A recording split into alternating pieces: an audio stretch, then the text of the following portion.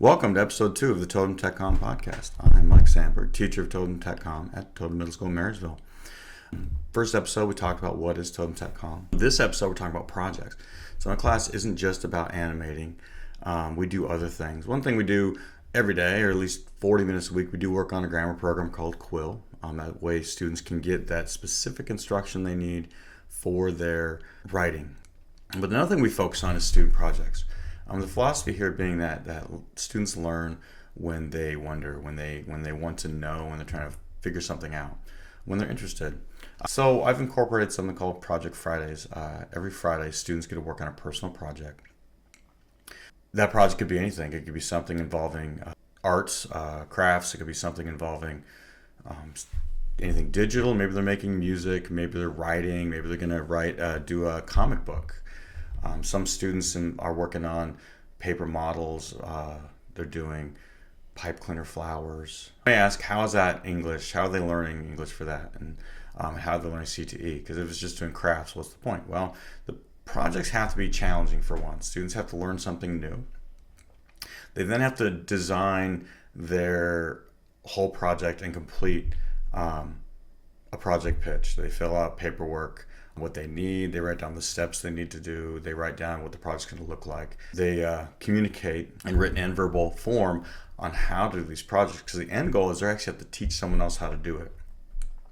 And they can do that two different ways. They can make a video or they can make a web page, and either one of those will be added to our class pages or our YouTube channel.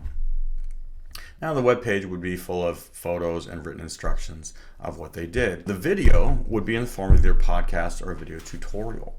So I'm doing these podcasts. One is to show students what the podcast might look like. Now, when they do a podcast, they have access to all the equipment they would need that a YouTuber might use, right? We have lights. I got lights here. See? Lights here.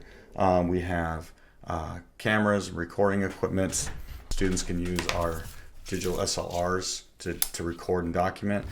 They can also use their iPhones. I have an iPhone 14 Pro, so it's a really great camera that we're going to use in this podcast. You'll see what that looks like. And students can use their iPhone rigs that clamp their iPhones in, and the backlighting here is provided by another one of those lights, as you'll see. So they get to use those technologies and that equipment and learn how to use it as part of the process, which is the CTE emphasis. Because a lot of what kids want to do is they want to be a YouTuber, right? Well, that's more than just sitting in front of a camera and talking. It is a process, not just creating the content, but also editing the content and preparing your scripts, your outlines, because students still have to do that, which they don't realize that YouTubers still have their written outlines of what they're going to talk about. Students have to write those forms out. They also have to reflect every week on what they're working on. But then in the end, they only get graded if they complete the digital project, because that's life. You have to get your work done. It's hard you don't get paid to build a house if the house isn't finished. The house has got to be finished, right? So contractors got to finish their work. Electricians got to finish their work. Teachers got to finish their work. I still have to grade, right? So in the end, that's part of those 21st century skills students are learning. Now for the tutorial portion, so the podcast, it looks like this, right? You might have 2, 3, 4 students doing a podcast together. Simple rules, school appropriate. We have an intro and an outro, which you saw in the beginning of this video. That's something students create in a program called Canva, which they can access from anywhere on any device. So that's something they can do at home if they don't get it done in class. There's also a lot of time management involved in my class. Students have to manage their time. They can't sit there and socialize. They have to work on what they're doing. So a lot like before winter break, I gave students a list of 3 things they had to get done. 48 quill total for the year. They had to finish their podcast intro, outro. They had to finish their tutorial, and then they had to work with their production crews and talk about their animations they're working on. So some people did the audio editing, some people did the animation. So they had to split that up and organize it. So that's a lot of that executive functioning stuff students are learning how to do. And since I learned in college, life isn't a test, life's a project. Because I had a teacher once, I did really good on tests, I could ace a test, but projects was a struggle, especially written projects, written essays. And I said, why do you do that? She said, well, life is not a test, it is a project. And with that mindset in my class, when your project's done, you get the score, right? And we all know just because you don't get something done on time onto your own job, you don't fail, If it's a habit, you might get fired, but generally speaking, you have to get it done. Me as a teacher, if I don't get my grading done, I have to do it at my own time. Mechanics, they only get so many hours they can charge for replacing an exhaust. If it takes longer, they do it on their own time, and that's part of those 21st century skills we're learning about, is that time management. So students may struggle at first; they'll get the hang of it, and I'll continually work and encourage them to do that. But that brings us to the tutorial portion. What is a tutorial? So tutorials is simple. They had to go on YouTube, find something challenging they hadn't done before. It could be something that they've done, but it's a challenging concept, or it could be something they've never done. So they had to go find a project. They couldn't just create it out of nothing. They had to learn a skill. They had to create a project based on that skill, and then they had to do it a second time with video. So they basically create 2 projects. So students are doing like pipe cleaner flowers, or really pretty ones, making nice lilies and everything. Actually, one student did that, was the first one to kind of took off on it and really helped get the projects going, because the students are understanding what we're asking. Now maybe they're doing a craft project, like a paper fight, like some students have been cardboard fighter jets that we found templates for or whatever. Maybe they're doing a comic book and they're writing and they're going to digitize that comic book. Right, that'll be their digital projects. They have to have a digital project when they're done.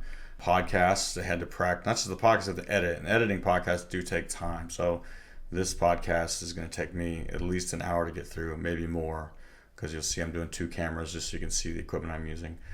But I did do an example of a craft tutorial, so I'm a very handy person. I do a lot of things.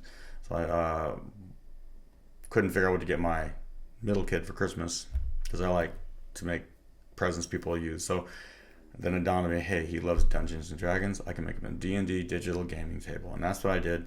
And you can see that tutorial for episode 3, how the tutorial should look. Now mine was rather complicated because it involved a lot of wood cutting and standing and whatnot. But believe it or not, I've helped kids do that. I sometimes bring my own equipment in or do it for them so they can accomplish those projects. Because why not? Let's have some fun.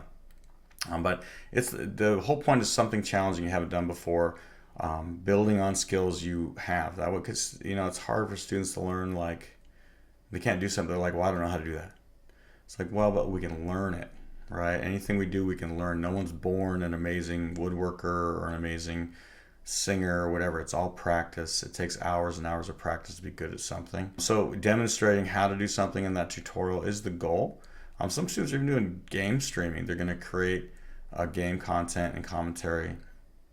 It'll be a digital game or even a board game. Some kids are making a chess channel and they're going to create commentary on their chess as their digital project. So they're learning how to play chess, and then they're going to talk about the games or whatnot. Simple, not, whatever it is, it's open-ended. As long as students are learning something and doing something challenging, they're going to be involved in this whole process. That's Project Friday. So if you see the Project Friday's grade in the grade book, they can do it at home if they have not done it in class. I have a student that's working on learning a couple of songs on guitar. Then they're going to have to play it and record it and create their intro and outro and put it all together as part of their digital project. So that's the career tech portion, is the presenting new ideas using digital media. Thanks for tuning in again for episode 2. We'll produce more podcasts based on the stuff we're working on for this quarter and beyond. Have a great day.